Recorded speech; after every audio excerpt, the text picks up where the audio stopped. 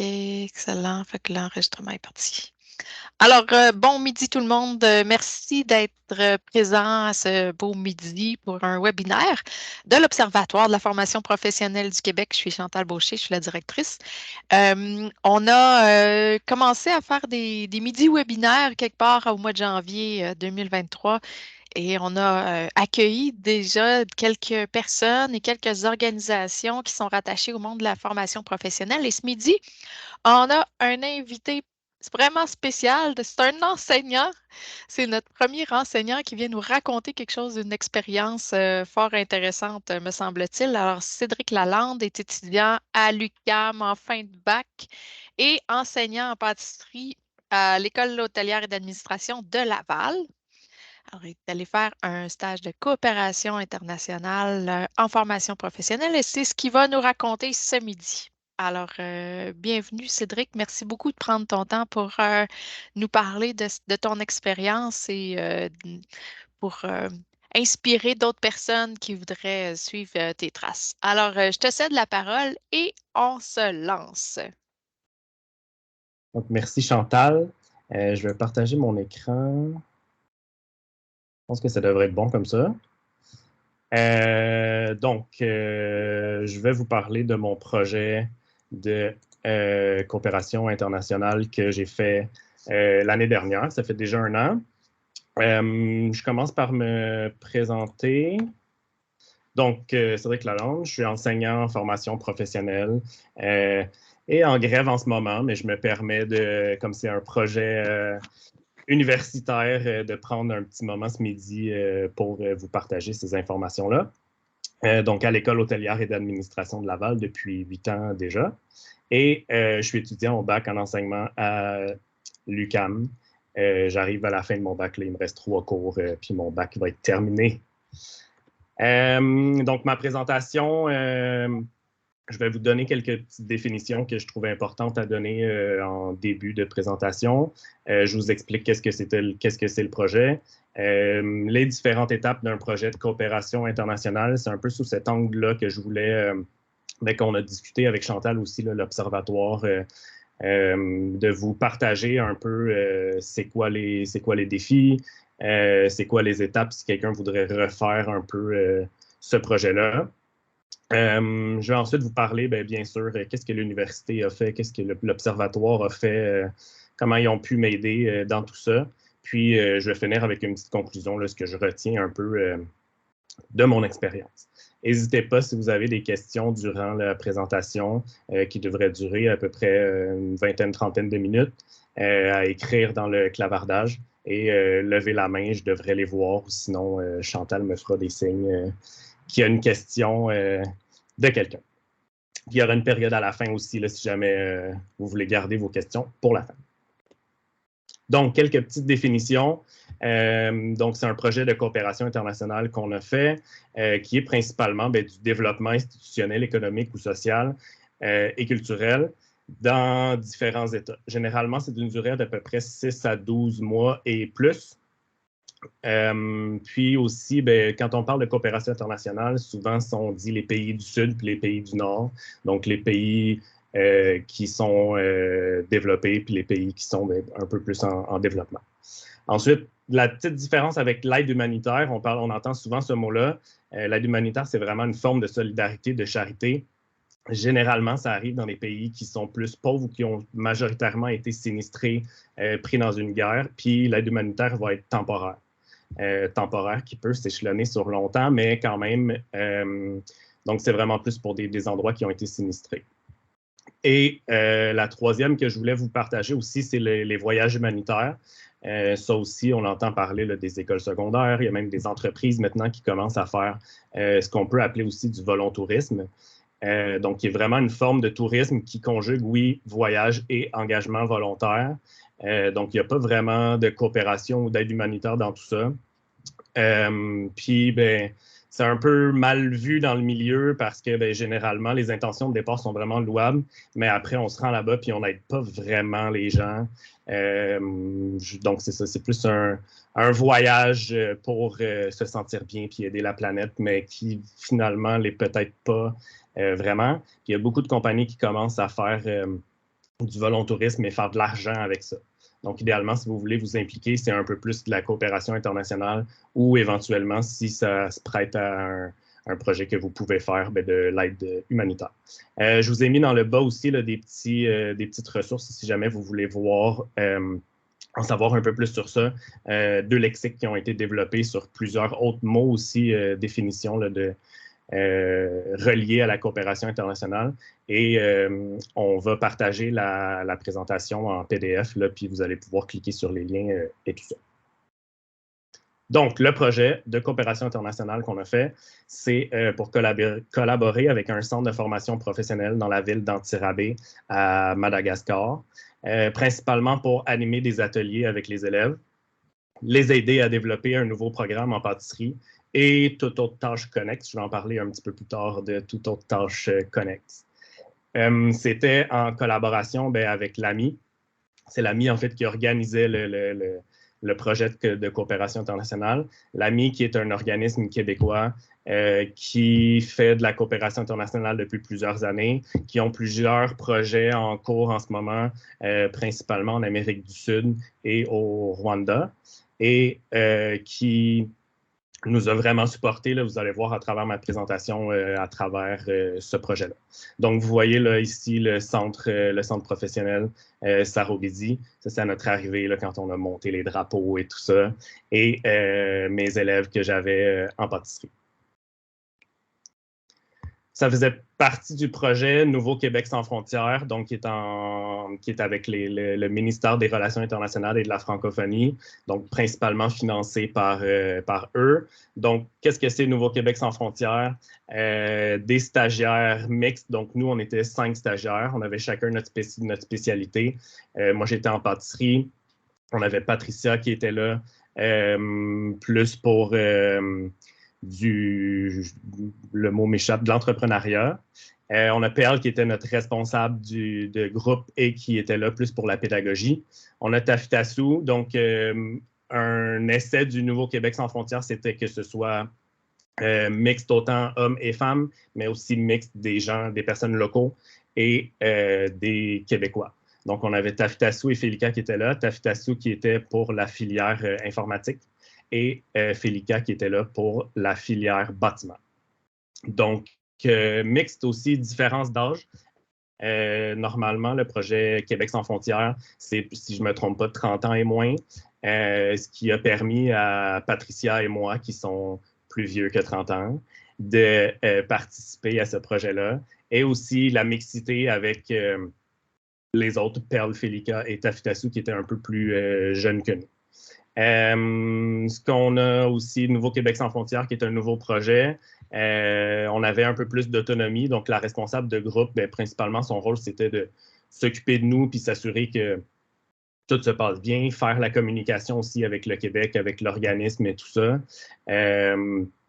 Et on avait chacun notre budget, donc on avait un per diem pour le loyer, notre nourriture et tout ça.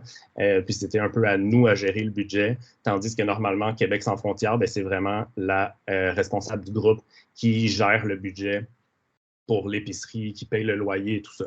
Donc c'est une petite différence que nous, on a très bien appréciée. Et le Nouveau Québec sans frontières, c'était d'une durée de 3 mois, donc initiation un peu plus à la coopération internationale. Les différentes étapes d'un projet de coopération internationale, donc je vais les développer là, dans les prochaines sections. On va commencer par une petite assez longue préparation. Ensuite, le départ, les premiers contacts rendus là-bas. Qu'est-ce qui s'est passé un peu sur le terrain, notre bilan, tout ça. Et une fois qu'on est revenu, un bilan qu'on a fait. Donc, la préparation, généralement, entre 1 mois, mais ça ressemble un peu plus à 1 an. Nous, avec les délais, on est arrivé à peu près au mois de mai, on s'est inscrit. En juin, juillet, on a commencé à faire plus de formations. Puis, au mois de septembre, le 1er septembre, on partait pour cette grande aventure-là. Donc, on a été pris en charge par l'organisme, par l'AMI, pour des formations pré-départ. Je vous ai mis les sujets qui étaient les plus importants selon moi, là, définition des objectifs personnels et motivation. Commencer par savoir pourquoi tu fais ça, qu'est-ce que tu t'en vas faire là-bas. Définition d'un code d'éthique en groupe. Donc, on est 5 personnes, on ne se connaît pas, on va habiter pendant 3 mois ensemble. Donc, définir un peu ce code-là.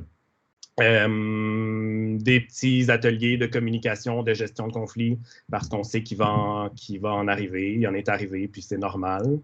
Puis des discussions en groupe pour rencontrer nos coéquipiers, coéquipières. C'était principalement virtuel, comme on était au Québec et à Madagascar en même temps.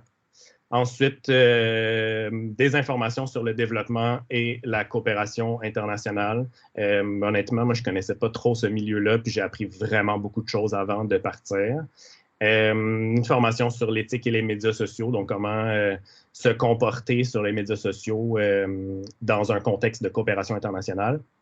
La consommation et l'éthique aussi en contexte de coopération internationale et la santé-sécurité sur le terrain. Donc, vraiment des sujets qui, ça peut être un peu abstrait avant de partir, mais après, sur le terrain, ça peut vraiment, ça va être très pratique. Il faut être sensibilisé à ces choses-là avant de partir. Ensuite, aussi des informations sur le droit des enfants, les enjeux de genre et environnementaux. En général, dans la coopération internationale, mais aussi ciblé vers l'endroit où on s'en allait. Ça nous donne un peu des informations politiques, des informations sur qu'est-ce qui peut être les sujets chauds. Puis, c'est important aussi de savoir avant de s'impliquer des informations par rapport à tout ça. Une formation, je vais y revenir sur la gouvernance axée sur les résultats, donc qui est très chargée, mais qui est importante pour la coopération internationale. Donc, un peu de la paperasse pour... on s'est fixé des objectifs, mais est-ce qu'on les a atteints? Comment on les a atteints et tout ça? Qu'est-ce qu'on peut se fixer? Donc, je vais y revenir un petit peu plus tard. Et des ateliers sur le pays, donc apprendre à connaître Madagascar, la culture, la langue. On a eu quelques petits cours de malgache avant de se rendre là-bas qui nous ont permis de utiliser une certaine petite base pour pouvoir communiquer avec les gens. C'est aussi l'organisme qui s'occupe des visas, donc le visa de travail. Qui trouvent le logement avec des partenaires sur place et qui se sont déplacés aussi pour voir est-ce que c'est vraiment sécuritaire, est-ce que le logement a de l'allure et tout ça. Pardon, rencontrer le partenaire et tout ça. Et les déplacements, donc par rapport au billet d'avion, par rapport après les déplacements entre l'aéroport et l'endroit où on était. Et plusieurs autres choses, mais en général, c'est ce que l'organisme va faire. Pour une préparation un peu plus personnelle, le plus grand obstacle pour moi, ça a été ma pause faire une pause un peu de mon travail et de ma vie. Donc, c'est vraiment le premier obstacle que moi j'ai dit à l'ami. J'ai des obligations au Québec. Je ne sais pas trop si je peux partir 3 mois sans salaire, mais quand même payer mon appartement, payer ma voiture et les assurances et toutes ces choses-là. Donc, j'ai entamé des petites démarches avec l'université et différents autres endroits pour peut-être obtenir des bourses, faire des travaux et ainsi de suite. Et ça a été un très gros défi, mon travail d'enseignant au Centre de services scolaires de Laval, de les convaincre que c'était un beau projet puis qu'il fallait que je prenne une pause de 3 mois de mon travail pour aller m'investir dans autre chose. Je salue d'ailleurs Mme Fortin, ma directrice, qui m'a soutenu dans tout ça puis qui a fait valoir mon point, mais si c'est à refaire ou si quelqu'un veut refaire cette démarche-là, je vous le dis à l'avance, c'est pas gagné d'avance de prendre 3 mois de congé sans solde quand on est un enseignant précaire. Ensuite, j'ai fait aller mes contacts aussi, j'ai partagé, j'en ai parlé à beaucoup de gens que j'allais faire ce projet-là. Il y a plusieurs personnes qui m'ont donné des outils, des vêtements de pâtisserie, des choses qui ont plus besoin pour amener là-bas. J'ai d'ailleurs envoyé une valise avant d'y aller avec l'ami qui ont amené tout ça. Puis après, moi, dans mes valises, j'avais des choses aussi à amener pour leur donner. Et j'ai un collègue chocolatier, on salue Danny de Chaleur B Chocolat, qui a envoyé aussi des outils spécialisés et des ingrédients, principalement du chocolat qui était fait avec des fèves de Madagascar et du sirop d'érable pour leur faire découvrir. Il a aussi envoyé une machine qui n'utilisait plus, une machine qui fait du chocolat, donc on appelle ça une conche, où on met les fèves de cacao qui viennent les broyer là, pour faire du chocolat. Ça aussi, ça a été toute une aventure, envoyer cette méga grosse boîte-là, puis ben, la recevoir là-bas.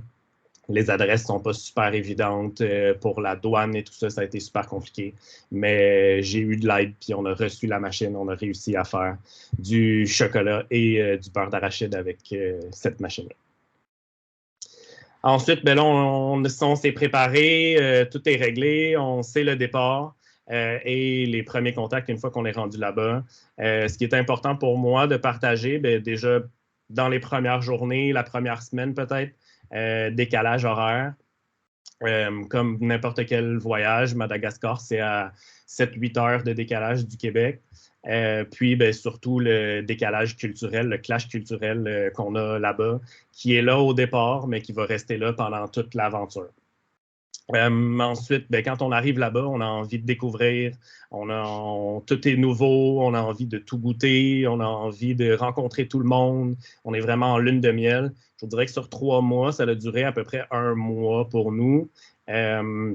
Donc, tout est magique, tout est beau, tout est neuf, c'est donc bien le fun. Oui, il y a la pauvreté, puis oui, on est confronté à ça, mais on la voit, puis c'est juste un peu différent. Mais éventuellement, ça nous frappe en pleine face, puis ben, là, c'est un peu moins la lune de miel, puis on se rend compte que comme c'est un peu rough de voir les mêmes personnes dans la rue à chaque jour qui nous demandent parce qu'on est nécessairement, on est identifié comme des Occidentaux qui nous demandent de l'argent, qui nous demandent nos vêtements, tout ça. Donc, c'est autant le fun un peu de les rencontrer puis de jaser du mieux qu'on peut. En malgache ou en français, on était chanceux, il y a beaucoup de francophones à Madagascar. Mais après la lune de miel, ben, ça nous a quand même frappé puis ça n'a pas été super facile à tous les jours. Il y avait des jours plus faciles puis d'autres un peu moins évidents. Donc, ça, c'est un peu plus personnel, en équipe et tout ça. Puis pour le projet, ben, ce que je trouvais important de vous partager, c'est important de définir vraiment des objectifs clairs avec les partenaires, même si des fois, on a des objectifs qui, en tout cas, dans notre cas, n'étaient pas super précis. Il aurait fallu peut-être comme se rasseoir 1 semaine après ou 2 semaines après, 3 semaines après pour un peu revoir les objectifs, clarifier certains objectifs, mais surtout cibler les besoins du partenaire. Puis je l'ai mis en majuscule parce que c'est pas votre vision, c'est vraiment leurs besoins. Fait qu'il y avait beaucoup dans notre groupe, autant les Québécois que les Malgaches. On arrivait là-bas avec des idées, avec des projets qu'on voulait faire et tout ça. Mais après, il y en a certains qu'on a fait qui n'étaient pas. C'était pertinent, mais ce n'était pas nécessairement ce qui aurait peut-être eu besoin. Fait que de s'asseoir un peu plus avec eux puis de discuter de exactement qu'est-ce que vous avez besoin, puis c'est ça qu'on va faire. Ça aurait pu être peut-être un petit peu plus pertinent. Ensuite, prendre le temps d'observer. Donc, il est prévu dans le programme et tout ça de prendre 1 semaine au départ, 1 semaine ou 2 pour observer le terrain, rencontrer le partenaire, dans ce cas-là, rencontrer les élèves, voir un peu qu'est-ce qu'on va faire et ne pas se mettre trop rapidement au travail. Dans notre cas, ce qui est arrivé, c'est que, bon, j'étais là pour la pâtisserie. Il y avait un événement qui s'en venait la semaine après. Donc, il a fallu rapidement, on s'est mis les mains à la pâte. On voulait aider dans ce projet-là. Puis, fabriquer trop de pâtisserie dans un endroit qu'on ne connaît pas, avec pas vraiment de four, il n'y avait pas d'électricité. Les élèves n'avaient pas la capacité de le faire aussi. Donc, ça a été quand même assez frustrant au départ, ce projet-là, qui n'a pas super bien fonctionné au final. Donc, si c'était à refaire, j'aurais pris un petit peu de recul, puis je leur aurais dit faites-le, votre projet, je vais vous aider, je vais vous supporter, mais ce n'est pas sur mes épaules, ce n'est pas nous, les stagiaires, qui vont faire le projet. Puis, éventuellement, dans le projet de coopération internationale, ben, réévaluer les besoins et les attentes, comme j'ai dit. Je vous avoue que nous, on l'a fait un peu, mais après 3 mois, on aurait été rendu à se rasseoir sérieusement puis réévaluer, puis peut-être prendre une autre direction dans le projet. Ensuite, ben, sur le terrain, j'en ai parlé là, du choc culturel. C'est important de rester conscient du choc culturel, puis vous allez l'avoir en pleine face, peu importe où vous allez dans le monde. Mais c'est important de se rappeler que vous avez un choc culturel, mais que les gens chez qui vous êtes aussi ont un choc culturel avec vous, finalement. Donc, il y a certains moments où on vivait des situations qui, à premier œil, étaient un peu c'était frustrant, puis on était fâchés, on devenait un peu plus négatif et tout ça. Puis finalement, en parlant, on se rendait compte que ben, c'est juste un problème de perception ou que puis on réfléchit pas de la même façon. Les Occidentaux, ben, on travaille rapidement, on travaille fort, on est proactif, on veut que ça avance. Peut-être qu'eux avaient d'autres façons de voir les choses. Donc, vraiment, la communication, c'est le meilleur truc pour régler tout ça. Mais restez conscient que vous avez un choc culturel, mais qu'eux aussi en ont un. Ensuite, essayez de rien prendre personnel. C'est pas tout le temps facile, mais il y a des choses que on veut s'impliquer, on veut faire, puis ça fonctionne pas. Ou des choses que eux font peut-être pas de la même manière que nous. Donc, vraiment, il y a plusieurs fois qu'il a fallu, entre autres les 3 Québécois, se prendre un peu à part puis se dire, OK, il ne faut pas prendre ça personnel, c'est juste différent, puis il faut l'accepter. Puis ben, après, on continue, puis ça s'est quand même bien passé, somme toute. Ensuite, être conscient que ce n'est pas nécessairement ce à quoi on s'attendait. Ça, on se l'était fait dire, mais je pense que de comme le répéter puis le savoir qu'il va falloir s'adapter et que ce ne sera pas nécessairement ce à quoi on s'attendait. Je disais tantôt, toute autre tâche connexe, ben, j'allais là pour faire des ateliers pour les élèves. Les ateliers, on ne savait pas trop c'était quoi avant de partir. Moi, je partais avec un bagage de pâtissier. Ben, finalement, c'était beaucoup plus de l'accompagnement, de l'écoute, jouer à des jeux, écouter des films, faire du karaoké. Donc, ces élèves-là avaient plus besoin un peu de sortir de leur milieu familiaux qui était complexe que de vraiment venir faire de la pâtisserie.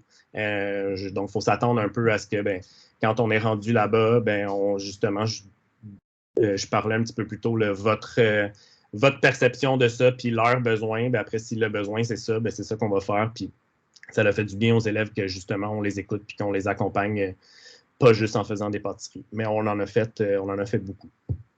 Ensuite, je reviens sur la gestion axée sur les résultats. Donc, on se dit voyage de coopération internationale, on va prendre ça relax entre guillemets, c'est pas du travail comme en Occident et tout ça. Je veux dire, malheureusement, entre guillemets, je suis désolé, Naïra, de dire ça, mais oui, il y a du travail de bureau à faire, donc des tableaux à remplir, des rapports de rendement, fixer des objectifs, revoir les objectifs, en parler individuellement, en parler en équipe. Donc, ça prend quand même une bonne place ça, dans le projet. Donc, c'est pas juste un voyage, là, il y a du rendement à faire.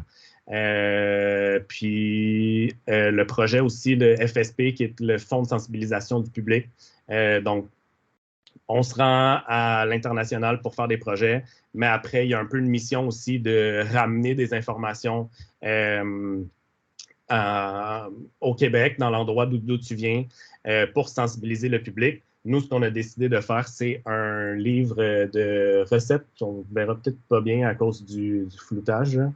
Donc, on a utilisé ce budget-là pour faire un livre de recettes, mais aussi partager avec les élèves là-bas notre culture québécoise, leur culture malgache, faire des recettes sucrées, des recettes salées. Et vous pouvez cliquer sur le lien qui est juste ici pour voir les différents projets qui ont été faits par l'AMI. Et notre projet est aussi là donc pour télécharger le livre de recettes. Voilà. Ensuite, dernière chose, ben, un bilan final qui prend une bonne semaine, je dirais. Donc, on est libéré un peu de notre travail une semaine avant le départ et faire un très gros bilan final de tout ça. Donc, le travail de bureau est vraiment non négligeable là-dedans. Il faut s'attendre à en faire puis à le faire sérieusement. Ensuite, aussi sur le terrain, ben, un des gros apprentissages que je retiens de ça, ben, c'est le côté humain. les rencontres avec la communauté. Donc, il y avait un peu le projet avec l'AMI, mais aussi projet individuel que j'ai fait avec l'université, qui était de comparer les pratiques enseignantes entre le Québec en formation professionnelle et Madagascar en formation professionnelle aussi. Donc, il a fallu que je fasse aller des contacts un peu là-bas et que je rencontre beaucoup de gens. Puis ces rencontres-là ont été vraiment très, très, très riches. Puis c'est des gens que j'ai revus à travers mon voyage de 3 mois à Madagascar. Donc, autant des enseignants, des pâtissiers, autant dans la capitale que dans la ville où j'étais, en Tirabé.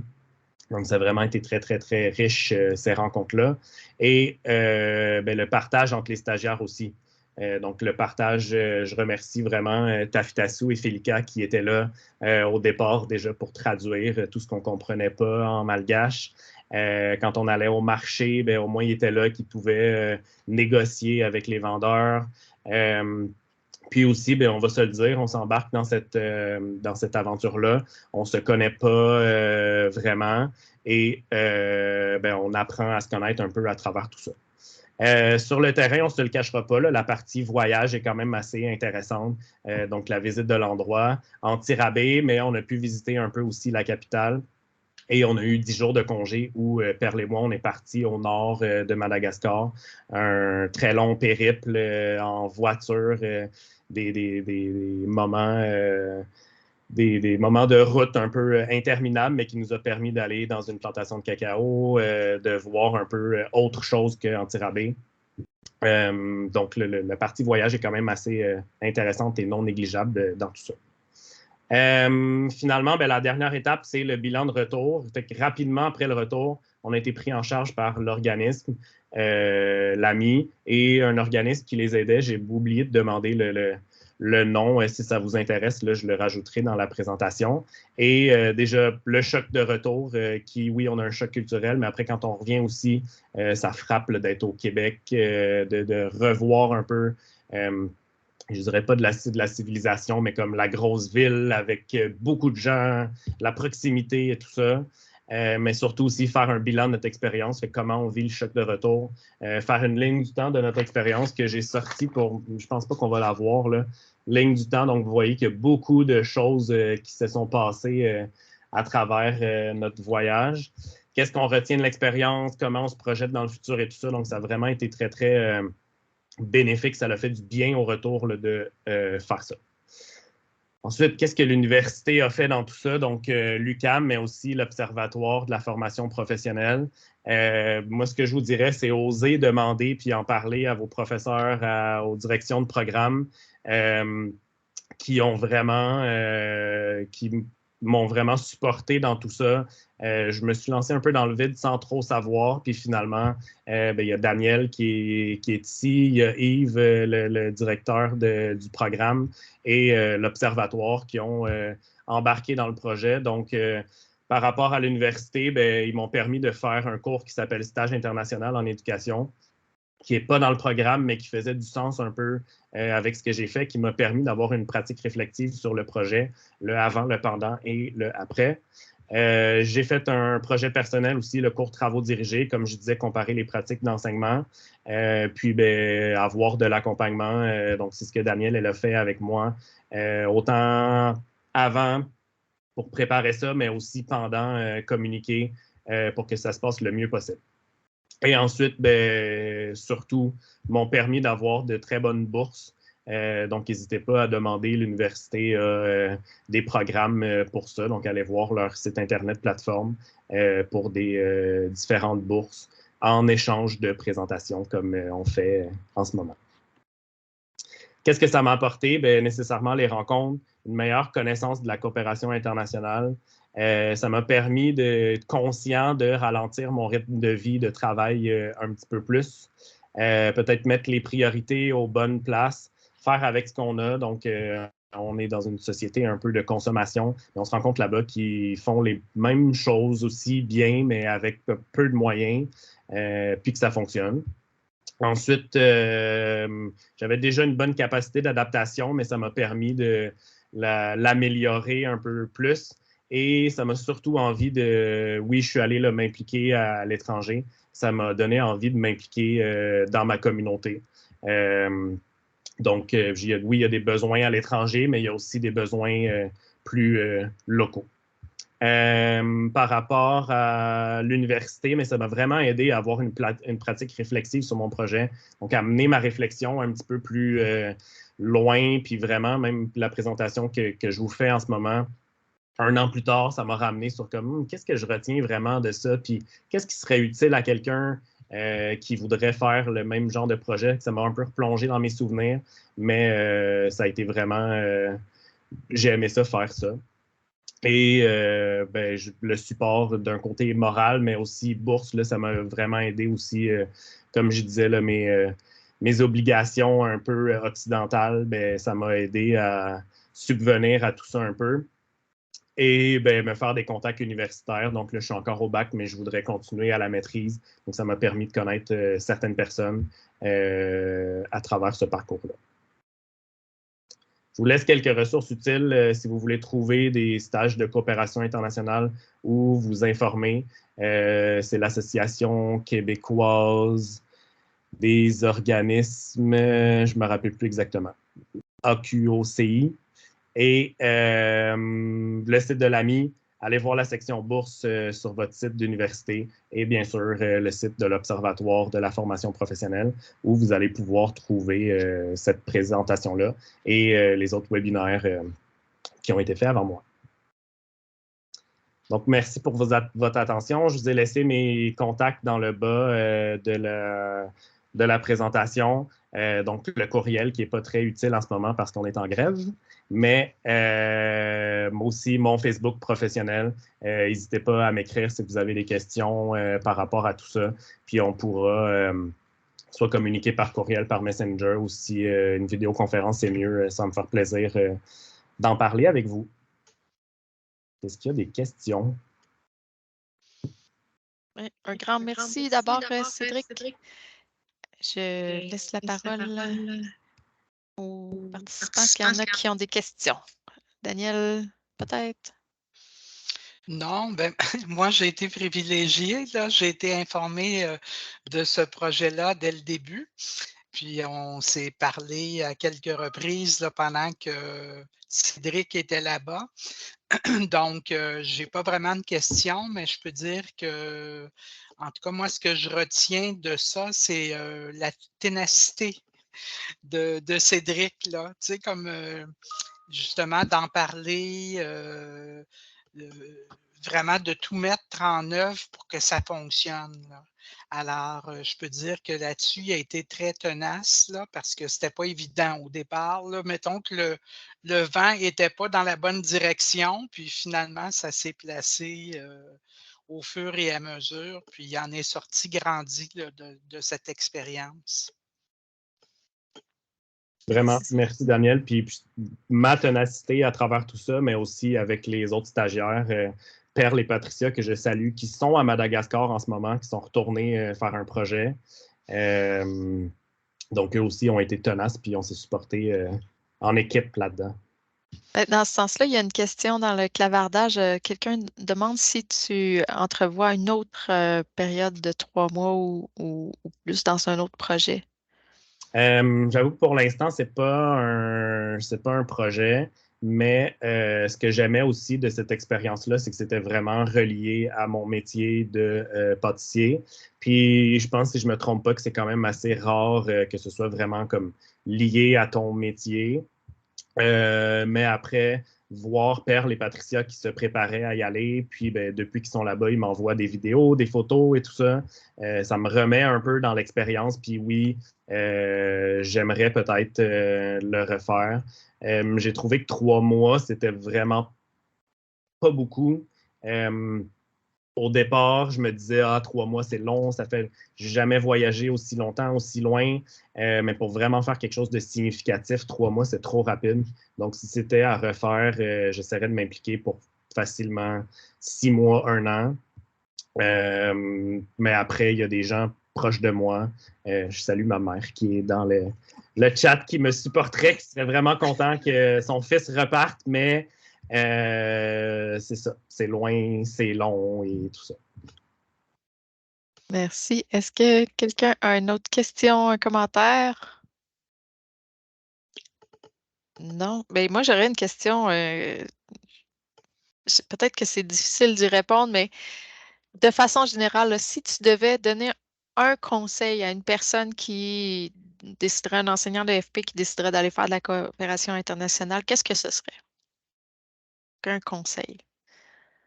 Un conseil, je pense que j'en ai deux. Le premier, c'est d'oser. En parler autour de soi, justement, approcher l'université, approcher des compagnies, faire vraiment aller ses contacts, puis en parler. Moi, il y a vraiment plein d'endroits que je ne pensais pas avoir du support, puis que finalement, ça m'a aidé. Et le deuxième que je dirais, c'est de le faire de manière organisée. Donc avec un organisme, avec l'ami, de ne pas juste partir comme ça pour aller aider quelqu'un ailleurs. Vraiment comme cette colonne vertébrale un peu là, du projet a été vraiment plus que nécessaire. Là, donc, de vraiment avoir cette équipe-là professionnelle qui aide et qui supporte, organise ce projet-là. Il y a d'autres questions, commentaires? Non, ça ne bouge pas de ce côté-là. Moi, j'ai une autre question par rapport à, dans une des premières diapos, tu disais faut identifier c'est quoi ses objectifs, sa motivation, mais dans ton cas, qu'est-ce que c'était la motivation? Qu'est-ce qui t'a amené vers cette idée-là et que tu as décidé de te mettre en action pour concrétiser ça? Je pense qu'au départ, il y avait comme la curiosité. C'était quand même bien présent dans mes motivations, l'envie de voyage, de découvrir, d'aller un peu voir qu'est-ce qui se passe ailleurs, découvrir, même quand je voyage pas avec la coopération internationale, goûter des nouvelles choses, rencontrer des nouvelles personnes. J'avais personnellement un objectif un peu de sortir de ma zone de confort. J'avais comme besoin un peu de tester un peu cette limite-là. Qu'est-ce qu'il y avait d'autre dans les objectifs motivation? Ben aussi, je suis devenu enseignant parce que j'aime partager mon métier, j'aime partager mes connaissances, donc d'aller ailleurs puis partager avec dans un autre contexte qu'avec mes élèves, dans ma classe et tout ça. Ça se prêtait vraiment bien qu'il y ait comme le côté pâtisserie dans tout ça. Le choix de Madagascar en particulier, c'est fait comment? C'était de toi ou c'était En fait, c'est l'organisation? l'organisme qui ont l'ami qui a approché les écoles hôtelières au Québec. Au départ, c'était pour le partager à nos élèves. Puis moi, quand j'ai reçu cette offre-là, ben, au lieu de le partager à mes élèves, j'ai envoyé mon CV. C'est une bonne idée. C'est excellent, ça. Il y a une question dans le clavardage. En 3 mots, comment décrirais-tu ton expérience sur le terrain? L'expérience sur le terrain, 3 mots. Je dirais découverte parce qu'il y en a eu vraiment beaucoup. Je dirais rocambolesque parce qu'en 30 minutes, puis c'était pas le but non plus de vous expliquer toutes les histoires qui sont arrivées là-bas, mais ça a été une montagne russe. Puis troisième mot, je dirais enrichissant parce que j'ai appris beaucoup de choses, puis même Perle et Patricia au Québec, qu'on se revoit encore, ça a été vraiment riche en apprentissage.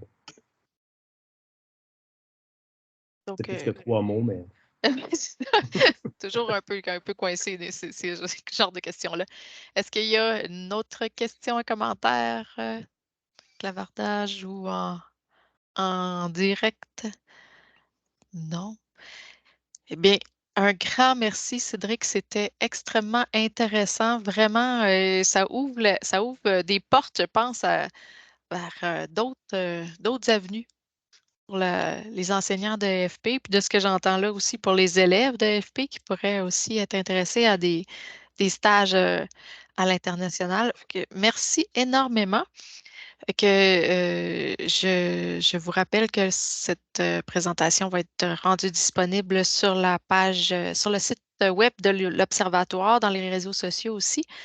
à partir de probablement d'ici 2 semaines.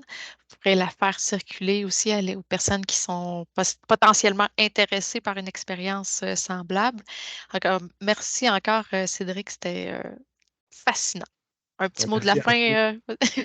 Merci à vous de m'avoir permis déjà de partager ces informations-là aujourd'hui, mais aussi de m'avoir supporté dans ce projet-là. Et merci aux personnes qui sont venues en live pour voir ma présentation, mais aussi à celles qui l'écouteront en rediffusion. Parfait, merci beaucoup. Merci, au revoir. Au revoir.